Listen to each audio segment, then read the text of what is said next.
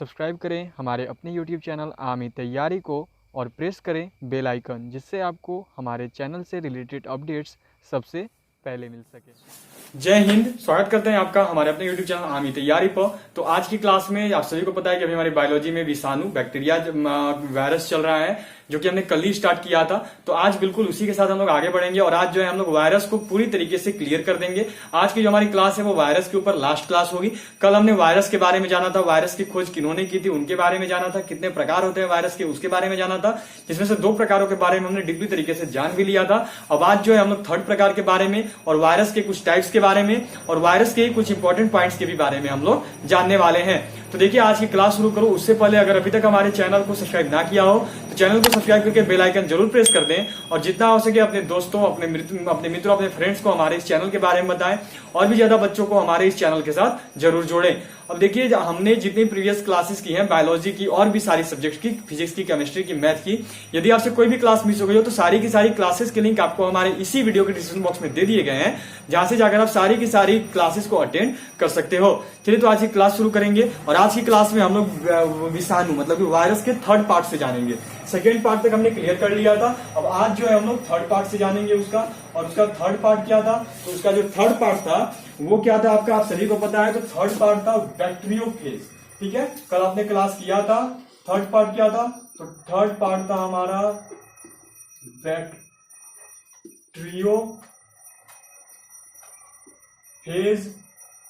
या इसी को क्या लिख सकते थे? तो इसी को बुलाया था जीवाणु भोजी, जो कि हमारे शरीर के लिए बेहद ही खतरनाक ये वायरस एक तरीके से हमारे लिए यही होता है।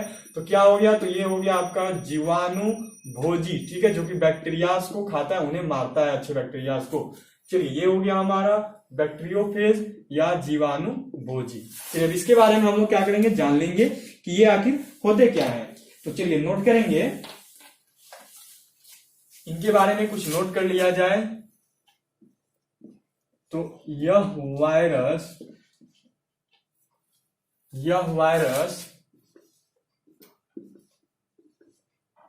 केवल बैक्टीरिया, ठीक है, यह वायरस केवल जीवाणु, इसी को क्या कहते हैं, जीवाणु लिख रहा हूं, बैक्टीरिया इंग्लिश लैंग्वेज हो जाएगा, केवल जीवाणुओं पर ही आश्रित रहते हैं। जीवाणुओं पर ही आश्रित या निर्भर भी लिख सकते हो, आश्रित रहते हैं। ठीक है, रहते हैं। इनमें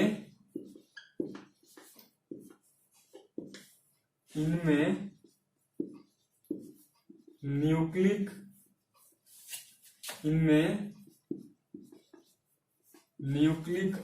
अम्ल के रूप में, ठीक है, इनमें न्यूक्लिक अम्ल के रूप में डीएनए, ठीक है, क्या? तो डीएनए पाया जाता है। ठीक है, इनमें न्यूक्लिक अम्ल के रूप में ये पाया जाता है। और वायरस क्या हो गया? तो जैसे में इसमें वायरस के रूप में एक जाना पहचाना नाम है, जैसे में जो डीएनए इसमें वायरस के रूप में होता है वो होता है आपका T2 फेज। ये क्या है? तो ये है T2 फेज, जिसको लिखते कैसे हैं? तो जिसको लिखते हैं T2 फेज। ठीक है, ये हो गया। चलिए अब क्या है कि अब इसी के बारे में जान लेंगे। तो चलिए अब इसमें जानेंगे कुछ इंपॉर्टेंट पॉइंट्स को लेकर। चलिए आगे इनके जान लेते हैं। यहां तक पहले आप लोग नोट कर लो, इसके बाद आगे इरेज करके नेक्स्ट पॉइंट लिखूंगा मैं।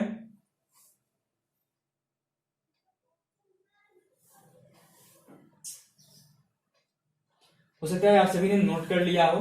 अब जो है इसे यहां से हटा रहा हूं।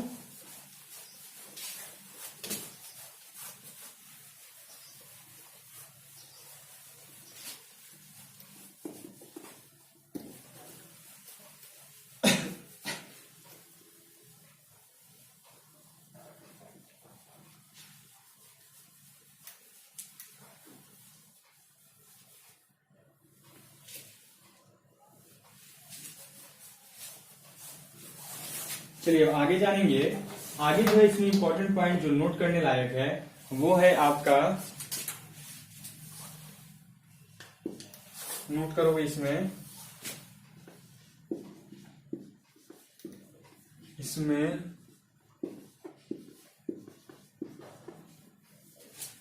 न्यूक्लिक अम्ल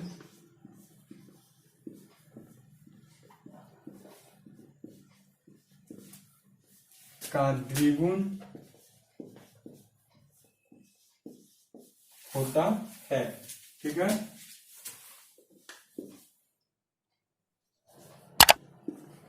यह वायरस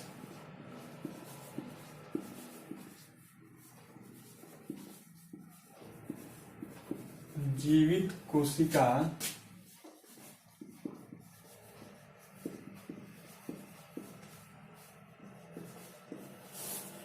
में पहुंचते ही सक्रिय हो जाते हैं। ठीक है, ये वायरस जीवित कोशिका में पहुंचते ही जो है आपका सक्रिय हो जाते हैं। यह जीवित कोशिका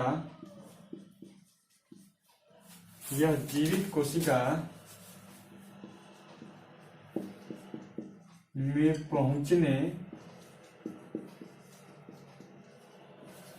या जीवित कोशिका में पहुंचने के बाद एंजाइमों का संश्लेषण करने लगते हैं। ठीक है, क्या करते हैं, तो एंजाइमों का संश्लेषण करने लगते हैं। ठीक है, यह जीवित कोशिका में पहुंचने के बाद एंजाइमों का संश्लेषण करने लगते हैं। यहां तक आप लोग नोट कर लो, फिर आगे देख लेते हैं।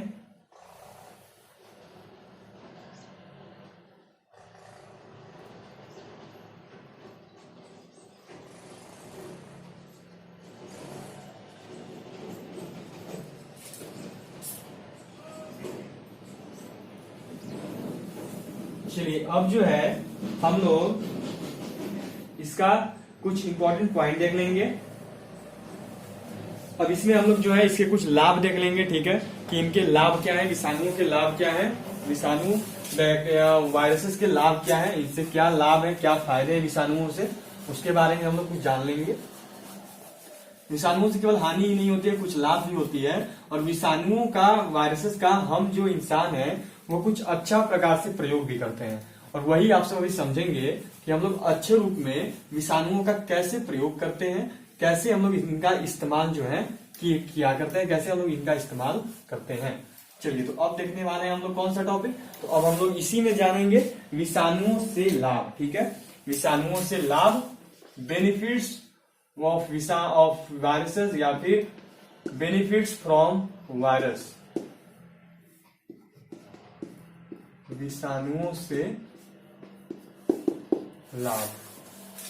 ठीक है, इसके बारे में जो है हम लोग अब जानेंगे कि विषाणु से लाभ क्या है, कौन कौन से लाभ है विषाणु से। चलिए तो अब जो है हम लोग देखेंगे फर्स्ट नंबर, और फर्स्ट नंबर में क्या है कि विषाणुओं की सहायता से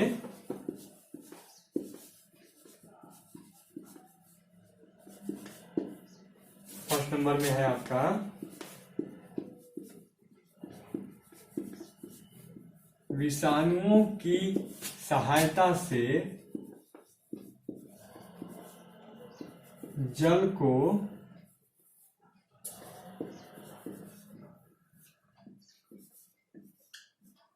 खराब होने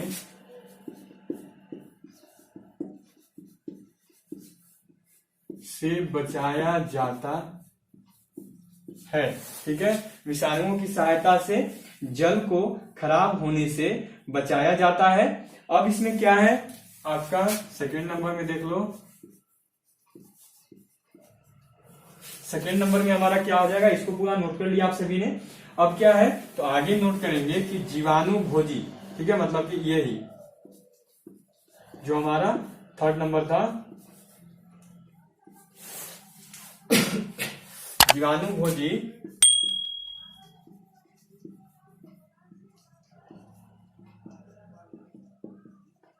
जल को सड़ने से बचाता है। ठीक है, जीवाणु भोजी जो है जल को सड़ने से क्या करता है, बचाता है। कौन सा वायरस जल को सड़ने से बचाता है, तो उस वायरस का नाम है जीवाणु भोजी, जो कि थर्ड टाइप ऑफ वायरस था ये आपका। अब याद ना, ये टॉपिक नहीं चल रहा है हमारा, ये क्लियर हो चुका है, ये वाला चल रहा है। ठीक ना, उसको मैंने मिटाना भूल गया था, ये वाला हमारा चल रहा है। तो ये हो गया। अब इसी में जो है थर्ड नंबर देख लो, विषाणुओं से लाभ में आप लोग थर्ड नंबर देख लो कि यह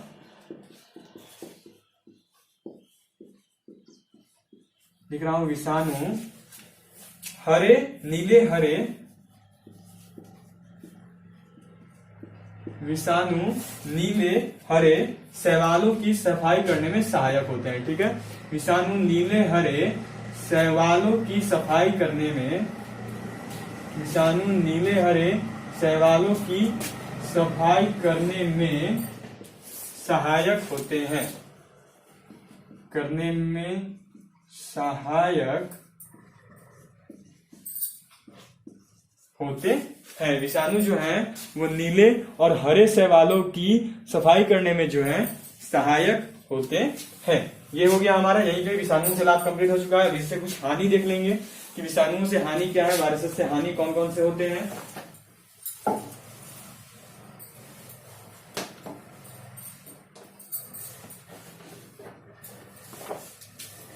चलिए, तो अब यहां से इसे हटा रहा हूं, और अब इसे हटाने के बाद हम लोग जो है विषाणुओं से हानि को समझ लेंगे कि विषाणुओं से कौन से हानि होते हैं, क्या हानि है विषाणु के।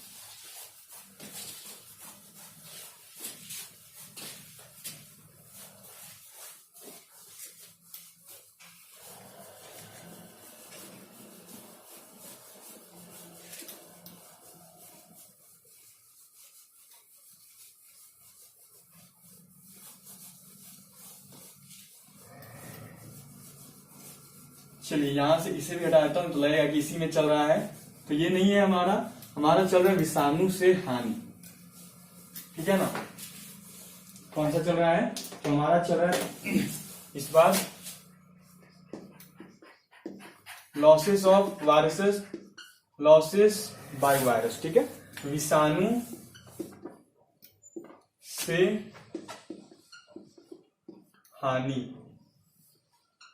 ठीक है ना, ये हमारा हो गया विषाणु से हानि, उसको हम लोग जान लेंगे। अब विषाणु से हानि कौन कौन से हैं कि इनकी वजह से, ठीक है ना,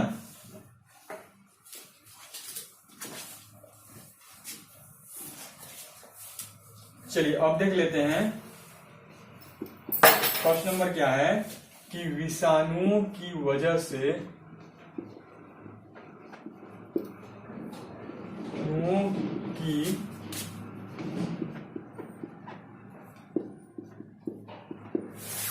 विषाणुओं की वजह से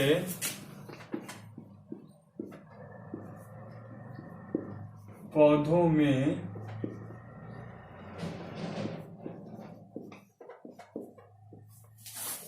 अनेक प्रकार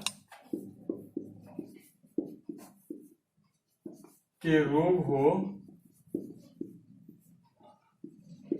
जाते हैं। ठीक है,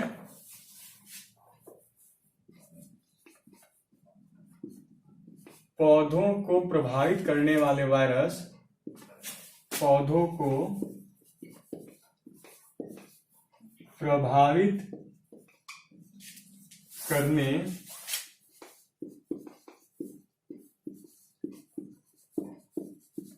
वाले वायरस।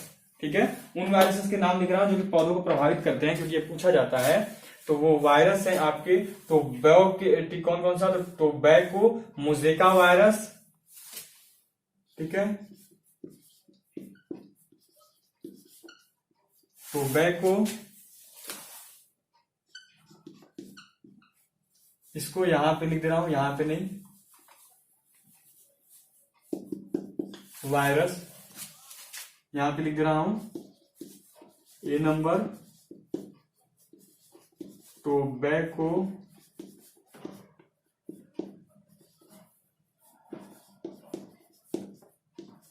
मोज़ेक वायरस, ठीक है। कौन सा हो गया? तो आपका हो गया टोबैको मोज़ेक वायरस, जिसको लिखा जाता है TMV। अब ये वायरस की कौन से पौधे में पाया जाता है? ध्यान से देखो, टोबैको मोज़ेक वायरस। टोबैको मतलब क्या होता है? तंबाकू। टोबैको मतलब क्या होता है? तंबाकू। तो टोबैको मोज़ेक वायरस, ठीक है, यह तंबाकू में होता है। ये कहां होता है? तो ये आपका तंबाकू में होता है। याद रखना, क्योंकि पूछा जाएगा, या तो पूछ देगा कि पौधों में पाया जाने वाला वायरस कौन से हैं, वो पूछेगा, बोलेगा कि तंबाकू में निम्न में से कौन सा वायरस पाया जाता है, तो याद रखना TMV, टोबैको मोज़ेक वायरस। खास करके नर्सिंग असिस्टेंट वाले और ज्यादा फोकस नहीं, क्योंकि उनको ज्यादा इंपॉर्टेंट पड़ सकता है। बी नंबर देख लेंगे। बी नंबर में आपका बनाना वायरस 1 कौन सा है? तो वो है आपका बनाना वायरस 1। ये क्या है? तो ये आपका ये बनाना वायरस 1, तो इसको लिखते हैं बंची टॉप ऑफ बनाना, ठीक है। इससे बंची टॉप ऑफ बनाना नामक रोग हो जाता है, बंची टॉप ऑफ बनाना। तो यह जो है आपको किसमें पाया जाता है? आप सभी समझ लो, बनाना वायरस मतलब बनाना, तो यह केला में पाया जाता है। ये किसमें पाया जाता है? तो यह आपका केला में पाया जाता है। ये हो गया। अब आके सी नंबर में एक और है। सी नंबर में आपका पोटैटो मोज़ेक वायरस, ठीक है। ये क्या है? तो ये आपका सी नंबर। और सी नंबर में क्या है? तो सी नंबर है आपका पोटैटो मोज़ेक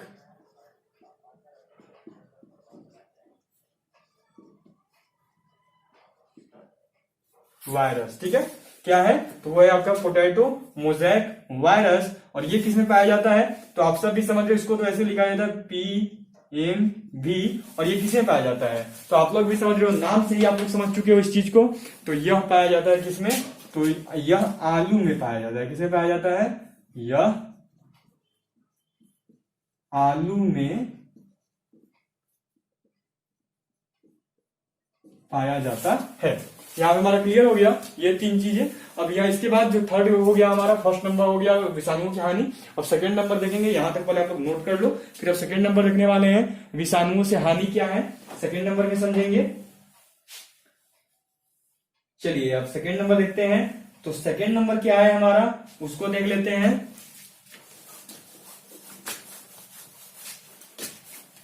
इसको मैंने यहां से हटा दिया है। और अब जो है हम लोग देखेंगे सेकंड नंबर, कि सेकंड नंबर में क्या है, कौन सा वायरस है।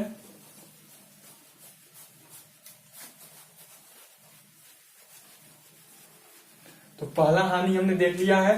अब हम लोग दूसरा हानि देखेंगे, दूसरा हानि समझेंगे कि दूसरा हानि क्या होता है वायरस से।